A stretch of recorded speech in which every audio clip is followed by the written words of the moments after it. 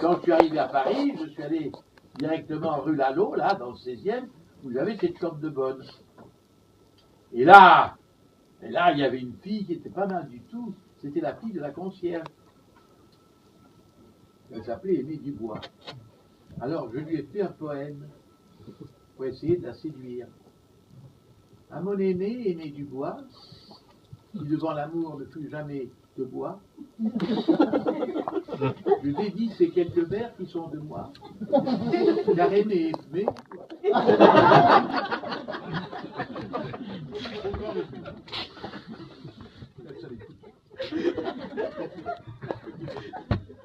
Malheureux, hein? Et enfin, moi, dans cette chambre de bonne, je me plaisais pas trop. Enfin, j'ai des amis qui viennent, on m'initie aux assurances. L'assurance, vous savez, le porte-à-porte le soir, de 7 à 9. Ah, j'avais une gueule de bandit, moi ça marchait pas. Je me reculais, quand vous voyez, j'étais tout noir, vous voyez. J'avais une tignasse noire. Alors, comme moi j'avais le trac de faire ça, j'avais peur. Je disais, c'est l'assurance incendie qui vient vous voir. Les gens partaient, on leur appelait le concierge qui me poursuivait à coups de balai, enfin bref. Moi je rêvais alors à ce moment-là de partir de ma chambre de bonne pour aller rejoindre tous ces amis là que je commençais à connaître et qui habitaient un hôtel sordide, dans le Valois par là, mais sordide, hein. On payait au mois, c'était pas cher. Il y avait des punaises là-dedans, il y avait de tout. Une population, après il y avait des putes, il y avait il y avait une folle, on disait que c'était la folle de Chaillot, je l'avais su. Puis il y avait des comédiens. Et il y avait alors, il y avait une chambre là, et le matin, il nous donnait le petit déjeuner, parce qu'on n'avait pas de lampe pour faire chauffer le café, et lui il avait une lampe à alcool. Alors il était là, et lui il couchait avec un ami, parce que l'ami n'avait pas trouvé de chambre, ils étaient tous les deux de Marseille, et donc ils avaient trouvé cette combine. Mais malheureusement, pour l'ami, un jour, mon copain là, il a trouvé au cours une fille qui lui dit je couche à la gare. Elle lui dit mais venez donc coucher chez nous. Et voilà qu'ils étaient combien, 3, 4 dans le lit. 3. Et c'est comme ça dans la vie.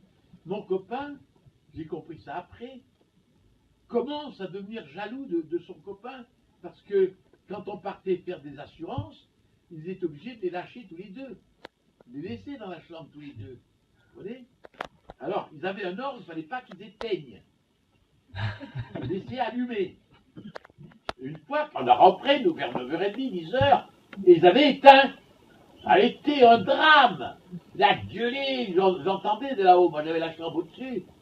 La gueulée. Alors, il a été obligé de partir, s'est débrouillé, et comme ça, mon copain a joué le parfait amour avec cette fille. Alors, le matin, on tapait, on était plusieurs, hein, on tapait pour aller prendre notre café.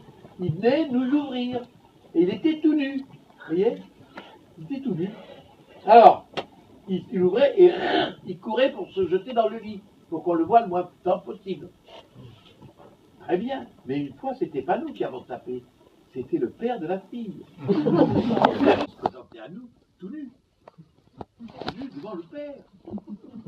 Et comme il en avait une fort longue, le père il s'était évanoui. Sa fille subisse ce gros instrument, il ne pouvait pas le souffrir. Donc, il m'a appelé pour le secourir. On a mis le père contre le lit, à dos comme ça. Et avec de l'autre colonne, on essayait de le ramener de côté, vous voyez. Et chaque fois qu'il se réveillait, il voyait le truc du mec, il retombait. Alors moi, là, évidemment, là, j'ai connu une fille j'ai connu, oui, c'est pas très malin, mais enfin bon.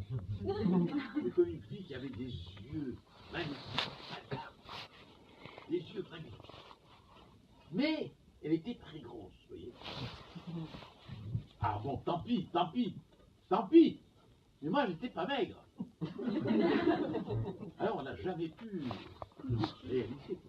Parce que, bien sûr, il aurait fallu en avoir une très longue. cette fille, c'est très gentil, mais elle était un peu malade, elle voulait se suicider. Toutes les nuits, elle faisait semblant de se jeter par la fenêtre. Elle ne pouvait pas dormir. Et puis, alors après, c'était dans la ville.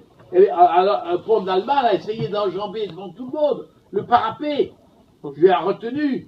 Après, moi, il fallait que j'aille répéter. J'étais à la Comédie Française à ce moment-là. Il fallait que j'aille répéter. Je n'avais pas d'argent pour prendre une taxi ou truc. Donc, je suivais la scène. Et elle, chaque fois qu'elle voyait un peu d'eau, hop, elle allait pour se jeter. J'en étais malade, à la fin j'ai dit, eh merde, j'en peux plus, moi. Alors je rentre, et là, au Louvre, il y a la pyramide. J'étais là quand j'entends une voix. Il n'y avait personne dans le truc, c'était en juillet. Il n'y avait personne sur cette place, et j'entends, Michel, je regarde, il n'y avait personne. Il me dit, elle est au ciel. Et elle m'appelle. C'est bon, qu'est-ce que vous voulez dire? Mais non, c'était elle qui avait du stop. Elle était montée avec un mec. Et en passant, l'auto, ça s'est dit,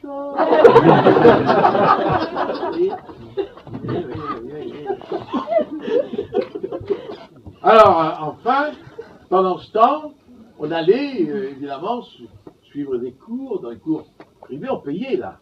On payait, c'était à la salle Payenne, là.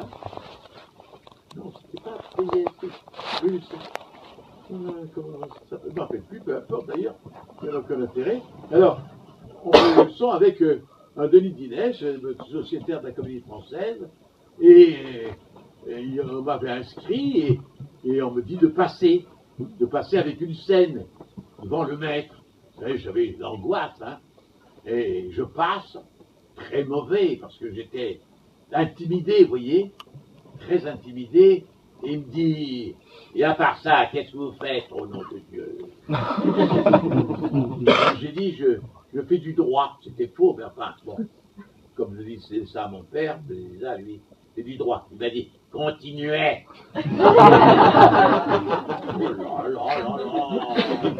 Et puis j'avais un copain qui est devenu un bon comédien aussi, là. Maintenant, le pauvre petit, il est mort, mais il était rougerie, c'était un très bon comédien, mais là, il est venu aussi, là, pour passer des cours. On a vu arriver un tas de gens. J'ai vu arriver Jeanne Moreau, là. Ah, bien tout de suite, d'ailleurs, elle. J'ai vu arriver mon copain. Alors lui, il avait un léger défaut de zézément. Vous avez rendez-vous à la petite fontaine. Et alors, le professeur de l'INES, il a dit, quel zénith, oh putain. L'autre l'a mal pris, hein. Alors finalement, on a présenté le conservatoire, car c'était le but. Moi, je n'avais pas de relation. Physiquement, je ne pouvais pas m'accrotter, quoi. J'avais une gueule que vous voyez d'ailleurs. C'est triste. Hein. Rien. Je l'avais choisi. J'avais choisi la gueule de Delon. J'avais celle-là. Donc ça ne marchait pas. Et j'ai échoué. Conservatoire, j'ai échoué 2-3 fois. Et ma grand-mère me disait, mais enfin, il présente combien? Ben, j'ai dit 600, il y a 600 candidats, 700. Je ne sais pas si c'est vrai. Ils en prennent combien? Ben, ils en prennent 9. Eh bien, tu es fou, mon petit, elle me disait. Tu es fou, tu ne peux pas être parmi ces 9. Eh bien, si. J'étais dans les 9. J'étais par miracle, il y a une question de chance aussi. Hein. Alors là, je suis rentré dans la classe, parce que c'était toujours le même, d'ailleurs, de celui avec qui je prenais les cours en ville, c'est-à-dire que c'était le doyen de la Comédie Française, un type absolument remarquable qui m'a formé, quoi. Et je suis rentré dans sa classe. Mais, attention, il y avait une autre classe. D'ailleurs, le conservatoire, il y a beaucoup de gens qui sont passés. Jeanne Moreau, qui était contemporaine avec moi, est passée. Robert Hirsch, qui était premier prix du conservatoire. Jean Le Poulain, il y avait un tas de gens qui ont fait des grandes carrières, qui sont passés par le conservatoire. Mais enfin, le conservatoire était fait surtout pour former des gens à la Comédie Française. Maintenant, ça s'est émancipé, tout ça. Mais enfin, au départ, c'était une école de formation spécifique à la comédie française. Alors là, mais il n'y avait pas que, que ces professeurs de classe, il y avait aussi un professeur pour les classes d'ensemble. Et le professeur pour la classe d'ensemble, c'était Louis Jouvet. C'était Louis Jouvet. Alors lui, c'était une très grande personnalité, pas commode, on ne pouvait pas plaisanter parce qu'il avait une autorité naturelle, il n'avait pas besoin d'élever la voix, il avait une grande présence aussi, là, évidemment, et alors, il avait une diction très particulière. Mais d'ailleurs, c'est très curieux parce que de nos jours, il n'y a plus de comédiens qui ont un phrasé ou d'une musique personnelle très originale. De mon temps, de ce temps-là, c'est des gens qui sont morts il n'y a pas longtemps et que vous avez pu connaître, bien entendu, parce que, et que vous pouvez connaître par le cinéma, il y avait Rému. Rému avait une façon de parler à lui. Pourquoi c'était ça. Il y avait des rôles secondaires comme Jean Tissier. Oui, c'est possible. Vous voyez, et puis il y avait Sacha Guitry. Alors, non, lui c'était différent. Mon Dieu, la voilà. Je vois ses souliers, sa jupe. Ah merde, c'est un curé, vous voyez. Il n'y a plus de gens. Il y a des bons comédiens, mais il n'y a plus de ces grandes personnalités comme ça qui parlaient de façon curieuse. Il y avait aussi, dans les rôles secondaires, Jean Tissier qui disait c'est vrai. Jouvet, lui, avait une diction très, très particulière. Et au conservatoire, on a eu quelques exemples. Il y avait une jeune fille qui était très mignonne, toute blonde, vous voyez. Elle était mignonne, elle était très fragile, la peau. Cette fragilité, peut-être une vacherie, son nom. On ne le saura jamais. Des beaux yeux bleus, vous voyez. Et elle disait une pièce qui commençait par « Où suis-je » Vous voyez. C'était émouvant. « Où suis-je » Vous voyez. Et je vous ai fait au conservatoire et pas pour longtemps. Et puis alors, il avait une fois avec François Perrier. François Perrier était sur des lèvres. François Perrier était très drôle, avait beaucoup d'humour. Mais Jouvet lui dit, si Molière te voyait jouer comme ça, il se retournerait dans sa tombe. Et alors Perrier lui dit, vous jouez ce soir, il se remettra en place.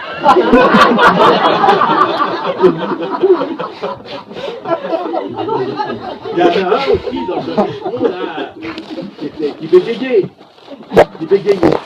Et alors, vous pouvez parler de la prostate, et l'autre lui dit, qu'est-ce que la prostate? C'est épicé comme tu parles. Il y avait cette diction très curieuse. Très curieuse. Il y avait une jeune fille qui ne voulait pas lui serrer la main parce qu'il l'avait mis dehors et tout, je ne sais pas. Il dit, tu peux me serrer la main? Le talent n'est pas contagieux. Et on ne sait pas pourquoi il n'y a plus de... Les gens, c'est des bons comédiens, mais il n'y a plus cette personnalité forte qui ont une élocution, une musique personnelle, comme ça. Il y en avait beaucoup à l'époque. Il y avait Jean Tissier dans les rôles secondaires. Il y avait Sacha Guitry. Il y avait Michel Simon. Ah, il y avait Michel Simon, parce que Michel Simon, je l'ai connu aussi. Celui-là, c'était un type extraordinaire, d'originalité sans nom. Alors, on voit comme ça, tourner avec lui. Plus tard, et on tournait avec Jean-Pierre Mocky. Jean-Pierre Mocky, il adorait Michel Simon. Il le vénérait.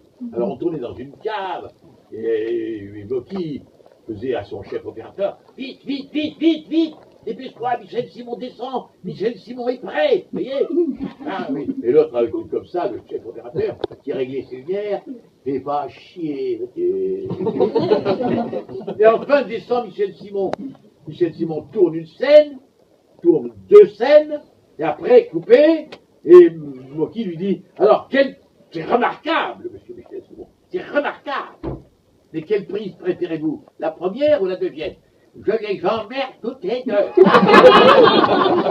Alors après, on m'étale sur vous savez, sur une boule d'acier, sur une table d'acier, parce qu'il devait m'étrangler. J'avais peur quand même, hein, parce qu'il avait des mains énormes. Alors je tendais mon petit cou, j'étais allongé, je me disais, qu'est-ce qu'il va faire ce con? Et il m'a pas étranglé, il a fait ça. Vous voyez? Michel Simon, c'est remarquable, monsieur, c'est remarquable, mais vous n'avez pas étranglé. Hein. Je ne suis pas un étrangleur. Mais il faut qu'il meure d'une crise cardiaque. Alors là, on suit des. Il y avait d'autres gens qui avaient. C'est très curieux qu'il y en ait plus. Il y a de très bons comédiens, mais ils ont un phrasé tout à fait classique, une musique comme ça. Il y a pas. Il y avait Jean Tissier aussi qui parlait comme ça. Vos yeux, qui vous emmènent. Oui. Alors maintenant, il y a tout ça. Alors bon, je reste 3 ans conservatoire. Premier concours, je prends un premier accessif, donc ça veut rien dire. Pour que ça soit efficace, il faut au moins le premier prix. Et alors, j'ai le premier prix, miracle, et donc je suis engagé à la Comédie Française.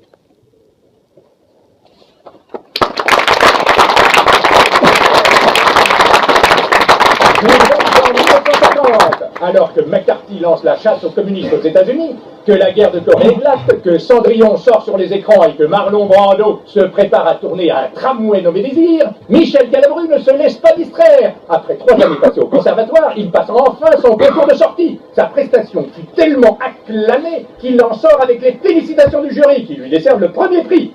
Star is born, comme l'aiment à répéter nos amis japonais. Chers amis du public, vous pouvez l'applaudir. Oui, plus fort, encore plus fort.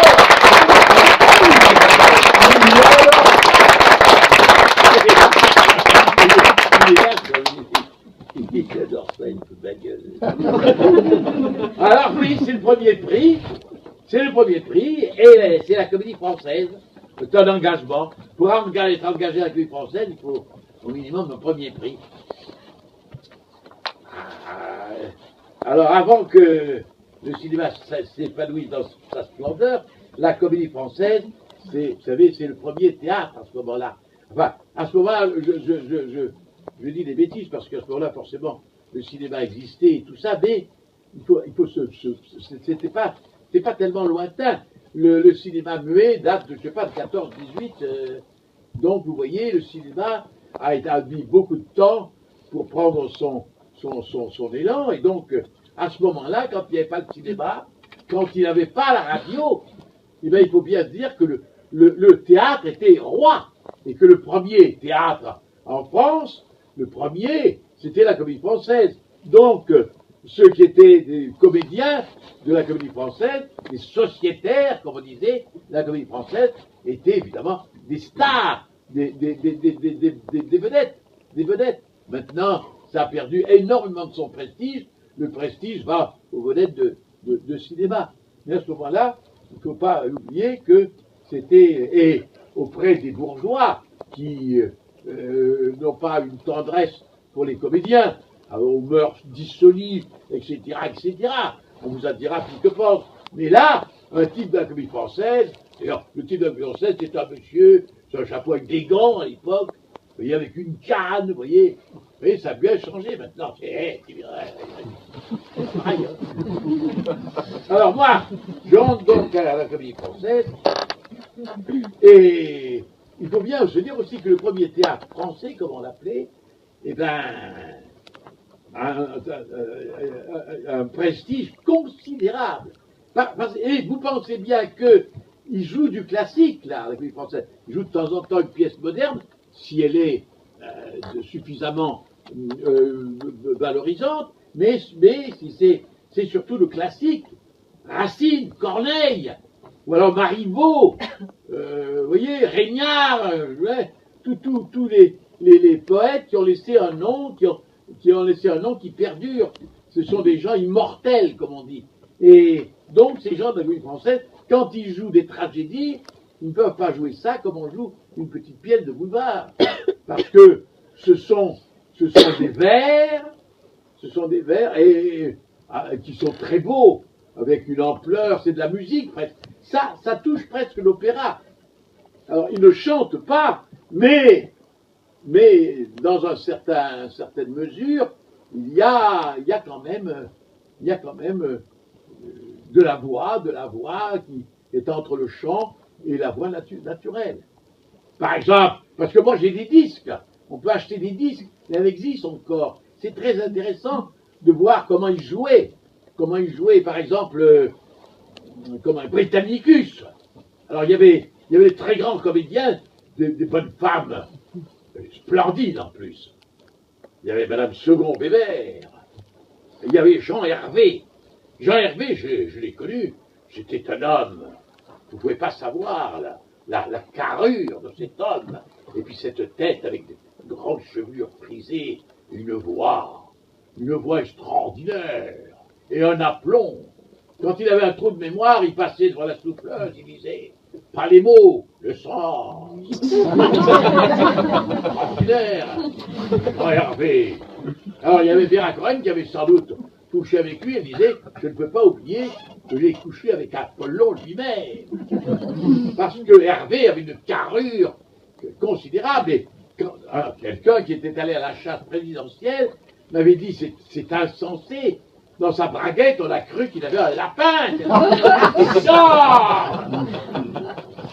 Alors Hervé. Alors j'ai joué un peu avec lui, enfin, j'ai fait de la figuration, et il me disait, voilà alors, je faisais un hoplite grec ou un type qui était là, il m'avait dit, tu restes là. Alors d'abord il avait fait grandiloquent, je vous présente Monsieur Michel Galabru du Conservatoire National de Paris. Après ça, on ne se prenait pas pour une merde. Et il me dit, tu restes là et tu ne bouges que quand je te regarde. Et il me regardait tout le temps.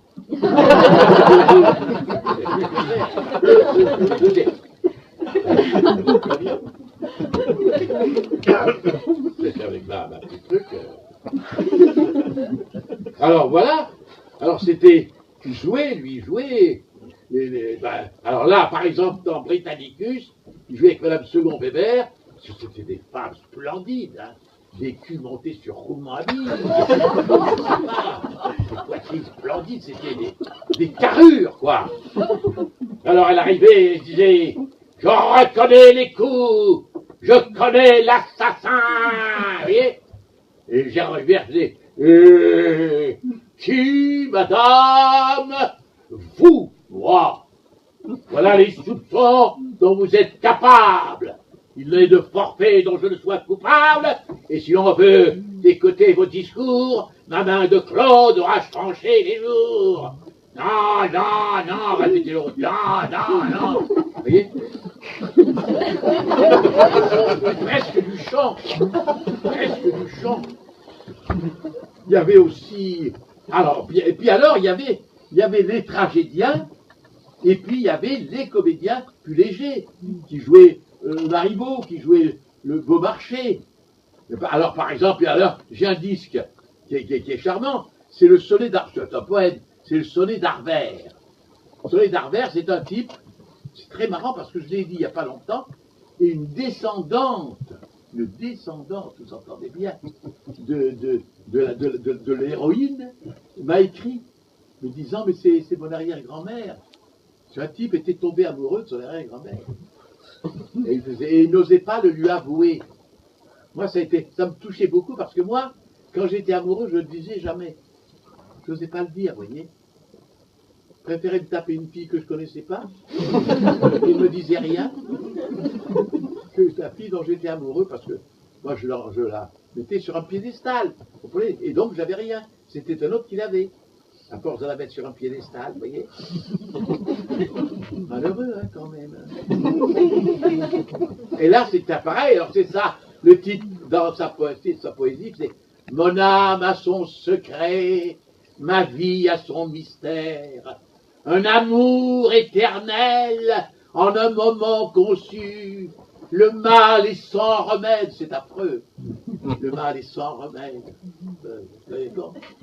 Condamné à souffrir, le mal est sans remède, aussi j'ai su le taire, et celle qui l'a fait n'a jamais rien su. Et lisant ses vers, tout remplis d'elle, elle dira, quelle est donc cette femme? Et ne comprendra pas.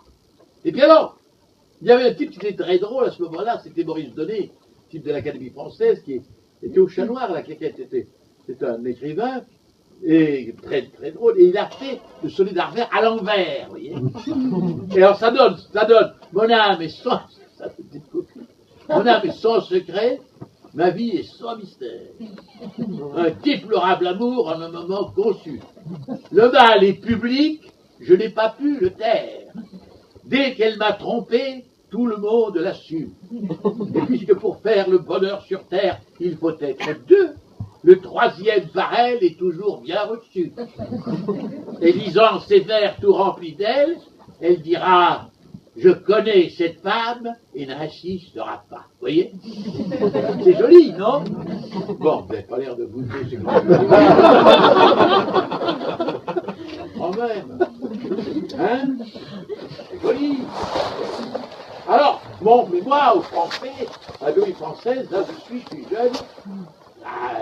Alors, on me donne des petits rôles, vous savez, on est très mal payé, on a le SMIG. Et moi, je suis marié, ma femme n'a pas de travail, et j'ai un chat, il est tuberculeux. Mais c'est pas le moment, comme je lui disais. Tous les jours, et puis on me mettait dans un taxi, on me changeait de costume, on me rend, le chauffeur de taxi, vous voyez mon petit pigeon, il se barrait. J'arrivais au Palais Royal et on me remettait dans un autre rôle, un petit rôle comme ça, vous voyez, dans la soirée. Et puis je repartais pour finir la première pièce. Et tout ça pour un salaire minimum. Et chaque fois qu'on jouait, on avait 5 francs. Vous voyez, pas payé, hein. Les types disent, oh, il est au français, qu'est-ce qu'il doit être payé? Eh ben non. Et puis alors, vous deviez le remplacer. Il fallait que la pièce se joue. Alors là, c'était des rôles importants. Alors on vous filait 400 lignes ou 500 lignes en 4 jours. Je me suis filé le conte d'hiver comme ça, avec 5 chansons. Et je ne savais pas chanter. Quand même insensé. Vous voyez comment ça se passait. Alors c'était quand même très dur. Et un jour, quand même, il y avait un sociétaire important qui ne veut pas jouer. Je ne sais pas pourquoi, il avait peur, parce que c'est un rôle un peu casse-pied, casse-figure, et Georges Danvin de Molière, et on me le donne, comme ça, on me le donne. Et c'est un succès, le directeur du Figaro m'écrit personnellement, etc. Alors je me suis dit, bon, ben, mon étoile va changer, vous voyez. Parce que moi, vous comprenez, il y a quand même des jeux qui se passent. Une fille qui est jolie, elle peut toujours espérer avoir un rôle, vous comprenez, par une yade assassine. Moi, je ne peux pas faire de yade assassine. Vous voyez, c'est pas juste. Oui, je suis condamné. Quoique, ça, faut que je vous explique ça, parce que c'est quand même extraordinaire. Vous voyez, bon. Aucune séduction. Mais une chose étrange s'est produite. J'étais au lac du Bourget, écoutez bien, parce que j'étais au lac du Bourget avec mon frère, en maillot de bain, on prenait des trucs, parce que mon père faisait un barrage de je sais pas. Et arrive sur les rives, là, une vedette de Paris, très connue, magnifique, grand, en chapeau élégant, au bord, là, comment, qu'est-ce qu'il faisait là? Et il me regarde avec intensité.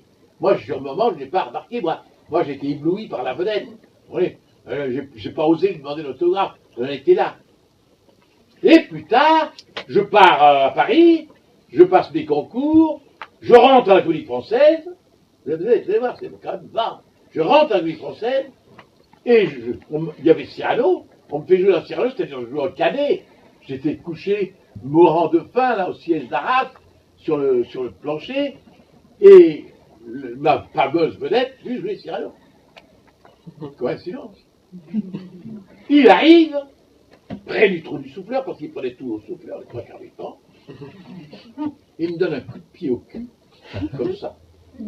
Il me dit, entre deux verres, et les Français mangeront. Tu sais que tu m'as excité, toi, Vlad Dubourg. C'est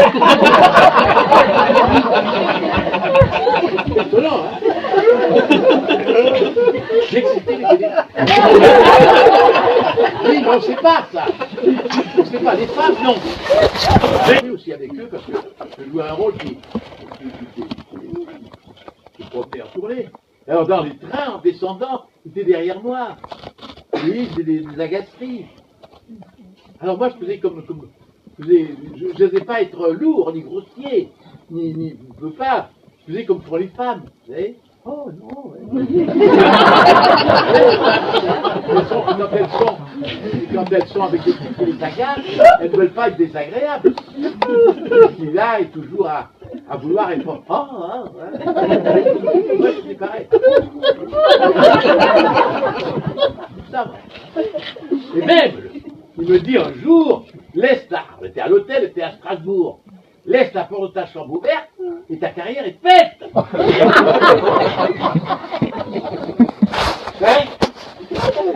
Mais mon cul, c'était Verdun.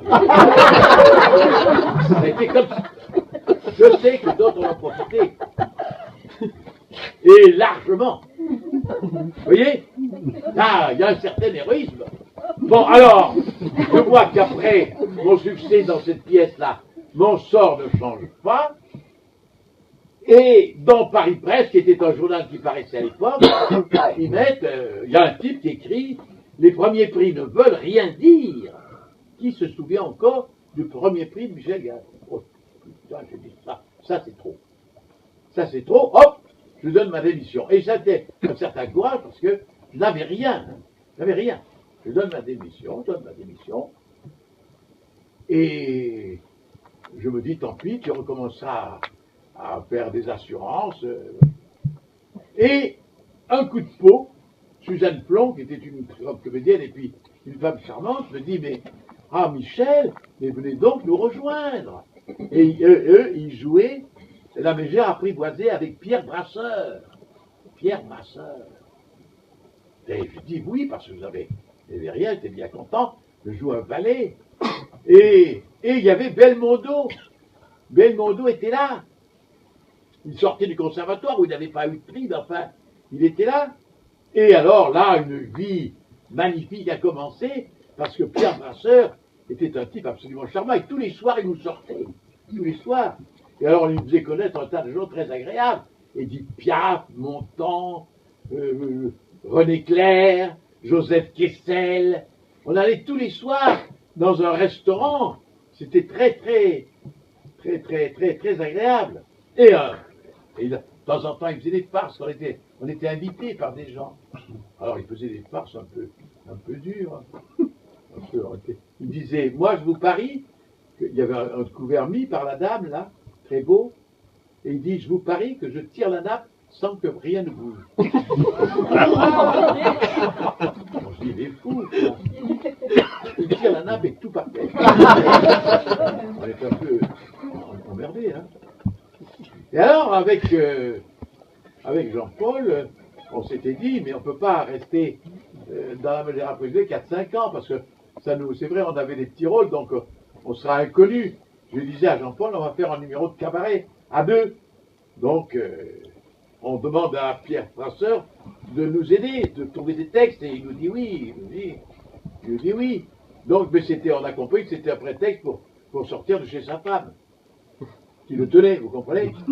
Alors, on l'a sorti, et puis, il n'est pas allé chercher les brochures, il est allé chez une dame, donc, et voilà, vous comprenez ce que je veux dire?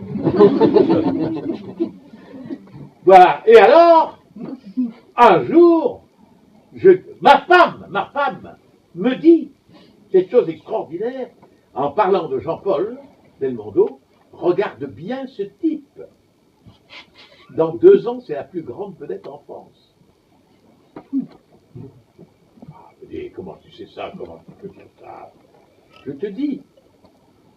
Et alors, un soir, comme ça, je dis à Jean-Paul, dis donc, il faudrait qu'on commence à travailler.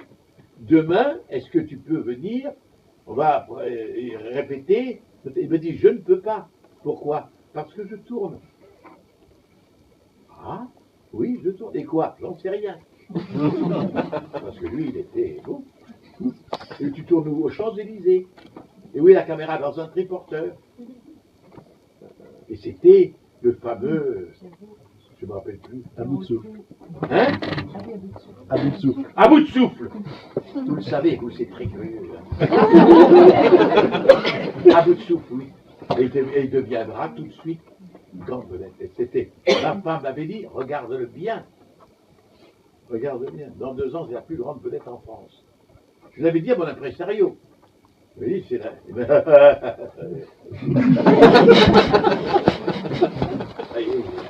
Et puis même, une autre fois, ma femme, en voyant Depardieu, je tournais dans ce film, hein. C'était, je sais pas quoi, un truc qui se passait dans des souterrains, et Depardieu faisait un clochard. Il faisait que se déplacer. Quand Depardieu arrive sur l'écran, ma femme fait « Ah ah ah ah !» Quoi? Mais ça va être une très grosse vedette. Alors moi, à la fin, elle ne disait rien sur moi. Et moi. Oh, toi, ça sera très long. Non, d'abord. Oui.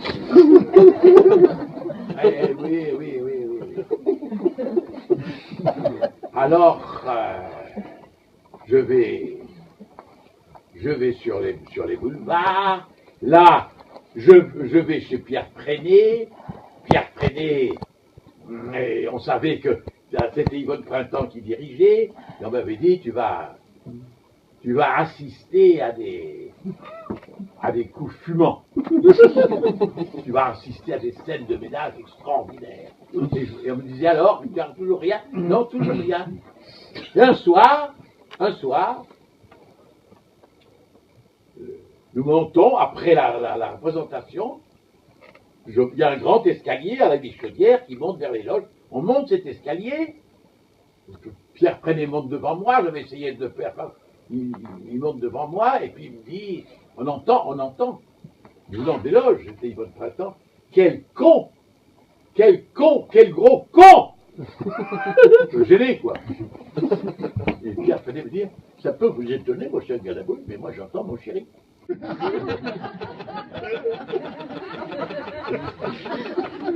Une autre sortie du théâtre,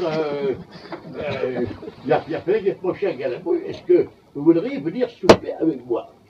Je dis volontiers.